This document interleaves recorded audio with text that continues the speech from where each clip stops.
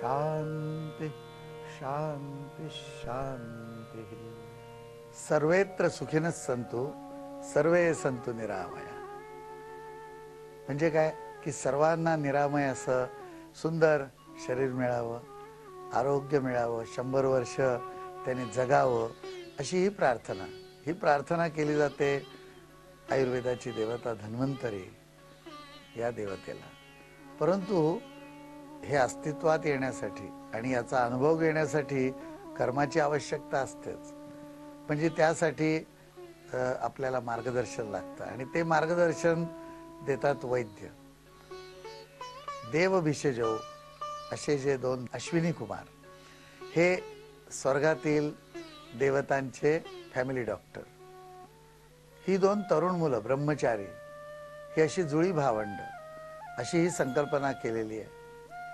वेदवाङ्मयामध्ये आपण ज्या देवता किंवा त्यांच्या मूर्ती यांची या ठिकाणी पूजा करतो त्यांचा उल्लेख नसतो। त्या ठिकाणी इंद्र, अग्नी, अश्विनी कुमार अशा देवता सांगितलेल्या असतात आणि त्यांच्या सहसा आपल्याला मूर्ती मिळत नाहीत। त्यांची वर्णनं वेदात केलेली असतात, परंतु ही सर्व वर्णनं पाहिली की असं लक्षात येतं की या रूपकात्मक देवता आहेत। म्हणजे आपल्या शरीरामध्ये ज्या शक्ती असतात, ज्या अशा तऱ्हेचं म्हणजे अश्विनी कुमार जसं कार्य करतात तसं कार्य करतात, त्यांना अश्विनी कुमार ही संज्ञा दिलेली असते। किंवा इंद्र म्हटला तर हा स्वर्गाचा राजा, हा मनाचा कारक ग्रह किंवा मनाचा कारक अशी ही देवता, अशी ही संकल्पना केलेली असते। तेव्हा हे जे 2 अश्विनी कुमार आहेत ते जोडी आहे। ही तर जोडी म्हटली की स्त्री पुरुष, इडा पिंगला, प्राणापान अशा अनेक प्रकारच्या जोड्या आपल्याला सांगता येतात।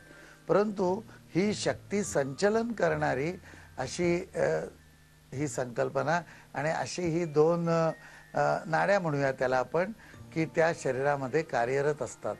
बाहेरून येणारे आणि बाहेर जाणारे असे जे सर्व काही संवेदना देणारे प्रोग्राम असतात त्यांच्यावरती कार्य करणारी ही 2 केंद्र किंवा ह्या 2 नाड्या आणि त्या आपल्या शरीरामध्ये असतात, त्यांचीच अश्विनी कुमार म्हणून कल्पना केलेली आहे।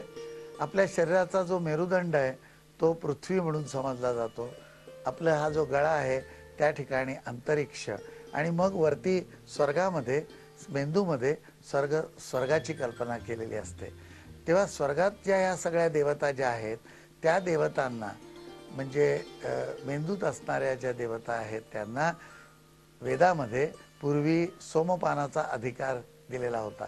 सोमपान म्हणजे कुठलं तरी मादक द्रव्य प्यायचं।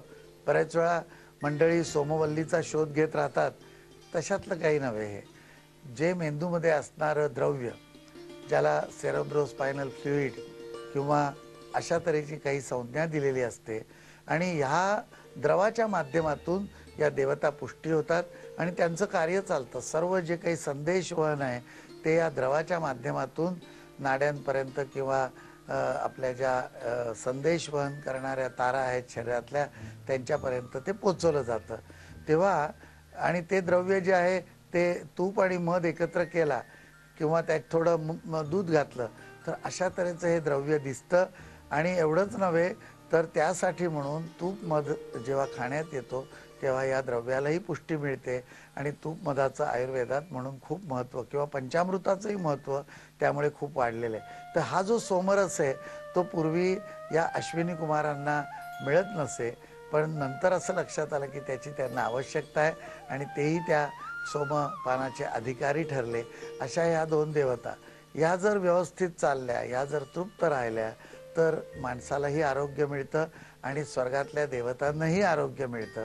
तेव्हा याचा अर्थ असा की पृथ्वीपासून स्वर्गापर्यंत सर्व ठिकाणी आरोग्य संपन्न राहण्यासाठी या देवतांचं किंवा या शक्तींचं, या नाड्यांचं संतुलन असावं लागतं। अशी ही अश्विनी कुमार संकल्पना आणि हे स्वर्गातले वैद्य। आपल्या दृष्टीने या ठिकाणी एक जो वैद्य आहे की जो सर्व समजून घेऊन औषधोपचाराची योजना करणार आणि जो दुसरा आहे तो त्या वैद्याला जोडीने काम करून पंचकर्मादी उपचार किंवा काही जर शस्त्रक्रिया कराव्या लागल्या तर करणार. अशा तऱ्हेने या दोघांची ही जी जोडी आहे त्या जोडीने जर व्यवस्थित कार्य केलं तर माणसाला पूर्ण आरोग्य मिळावं.